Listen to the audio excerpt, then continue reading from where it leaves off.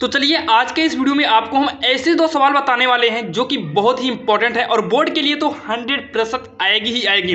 यहाँ पर देखिए कक्षा 12 मैथ का इंपॉर्टेंट क्वेश्चन है और ये दो सवाल क्यों जरूरी है आपको हमने ये बता ही दिया, क्योंकि ऐसे सवाल बोर्ड एग्जाम में आना तो कन्फर्म है, लेकिन थोड़ा सा कॉन्सेप्ट सीखना होगा। जैसे कि यहाँ पर सवाल दिए हैं, अब बहुत सारे बच्चों के मन में यही है, क्या यही सवाल आएगी या फिर इससे मॉडल की आएगी। ध्यान दीजिएगा, इसी मॉडल की सवाल जो है बोर्ड एग्जाम में फिक्स है। देखिए हम आपको बेवकूफ़ नहीं बना रहे हैं कि यही सवाल आएगी, हम आपको ये भी नहीं कह सकते कि सेम ऐसे ही सवाल आए, लेकिन हाँ ये जरूर कह सकते हैं कि सेम ऐसे ही सवाल आएगी। जहां पर 45 है वहां पर 30 कर सकता है, जहां पर 30 है वहां कोई और अंक डिग्री दे सकता है, 60 45 90 कुछ भी दे सकता है। जहां पर 10 है वहां पर साइन कास्ट कर सकता है। तो ध्यान दीजिएगा, ऐसी ही सवाल आपको बोर्ड में आएगी, जरूरी नहीं कि यही आए। तो आपको हम इससे आधारित 2-3 सवाल बता दे रहे हैं। आप अगर पढ़ लेते हैं तो बोर्ड एग्जाम में 100% 2-3 क्वेश्चन फंसेगा, ज़्यादा नहीं। केवल 5 मिनट के इस वीडियो में आपको 2-3 सवाल बोर्ड एग्जाम में 100% आ जाएगा। लेकिन आपको हम बार बार एक ही चीज़ बता रहे हैं, ध्यान दीजिएगा। जैसे tan 45 है तो वहाँ पर sin 45 हो सकता है, यही आपको चेंज कर सकता है। तो सबसे पहले क्या करना होगा, सबसे पहले आपको 2 लिख लेना है। tan 45 का मान हेरना होगा, तो tan 45 का जो मान होता है वो 1 होता है। स्क्वायर लगा है तो स्क्वायर कर देंगे। धन में क्या है, cos 30 है तो cos 30 का जो मान होता है √3/2 होता है। स्क्वायर लगा है तो स्क्वायर लगा देना है। क्या करना है, वही मान रखना है, स्क्वायर लगा देना है, काम खत्म। अगर क्यूब होता क्यूब कर देते, लेकिन आपको क्यूब नहीं देगा। माइनस में sin 60 का मान होता है √3/2, स्क्वायर लगा है तो स्क्वायर लगा देंगे। अब उसके बाद 2 इंटू, बीच में क्या माना जाता है, इंटू माना जाता है। 1 का वर्ग करेंगे 1 होगा। धन में √3 का वर्ग करेंगे 3 बाहर आ जाएगा, क्योंकि रूट का वर्ग करते हैं तो रूट गायब होता है, बल्कि जो अंक रहता है वही अंक को लिख लेते हैं। लेकिन 2 में रूट नहीं है तो 2 का वर्ग होगा 4। माइनस में √3 है तो √3 का वर्ग करेंगे 3 आएगा, 2 का वर्ग करेंगे 4। अगर कोई संख्या प्लस और माइनस सेम वही हो, मतलब कोई अंक हो प्लस में भी हो माइनस में भी हो, तो हम उसको काट सकते हैं। यहाँ पर बचा 2 का नम 2 और इसका यही फाइनल आंसर हो जाएगा। अब यहाँ पर देखिए एक और सवाल देख लेते हैं सेम इसी मॉडल की, जैसे कि आपके सामने स्क्रीन पर है। अगर आपने ये सवाल देखी, इसके पहले जो सवाल देखे थे और इन सवाल में कोई अंतर नहीं है। इसमें sin 30 tan 45 का मान रखिए, बटे में करिए, सॉल्व करिए, काम खत्म।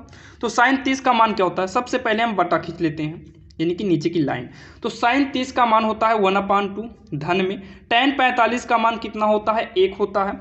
कोसेक 60 अंश का मान कितना होता है, माइनस तो है ही, कोसेक 60 अंश का मान 2/√3 होता है।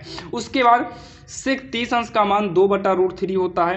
प्लस में cos 60 का मान 1/2 होता है, प्लस cot 45 का मान 1 होता है। बस मान रखिए। अब इसको क्या करना है, सॉल्व करना है। ध्यान दीजिएगा, रटिएगा नहीं, आप समझने की कोशिश करिएगा।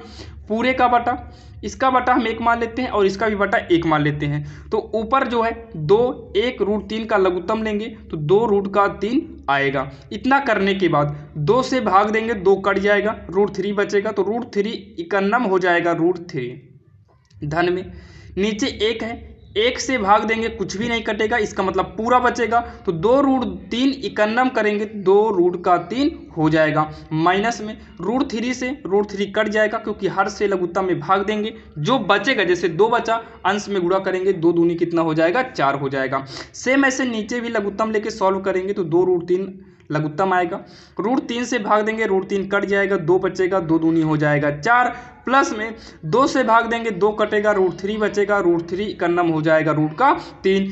प्लस में 1 से भाग देंगे, कुछ भी नहीं कटेगा, इसका मतलब पूरा बचा, और पूरा इकन्नम करेंगे, यानी कि 2√3 इकन्नम करेंगे तो 2√3 आएगा।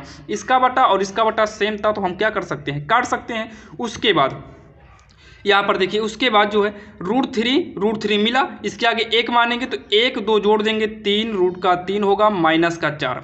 यहाँ पर देखिए 2 है, यहाँ पर 1 मान के कर देंगे, 3√3 होगा, और प्लस में क्या कर देंगे, 4 कर देंगे। इतना आपके समझ में आ गया है। देखिए अगर ये OMR सीट पे आता है, अगर आपको कहीं इतना भी मिलता है तो आप टिक लगा सकते हैं। अगर ये नहीं मिलता है तब इसको आपको करना पड़ेगा परमेयीकरण। क्या करना होगा, परमेयीकरण करना होगा। -4 अपान में 3√3 प्लस का 4। हर के ध्यान दीजिएगा विपरीत चिन्ह से करना है, तो इसके विपरीत यानी कि प्लस है तो माइनस से करेंगे, पूरा यही रहेगा, पूरा अंक यही रहेगा, जहां प्लस था वहीं क्या कर देना है, माइनस कर देना है।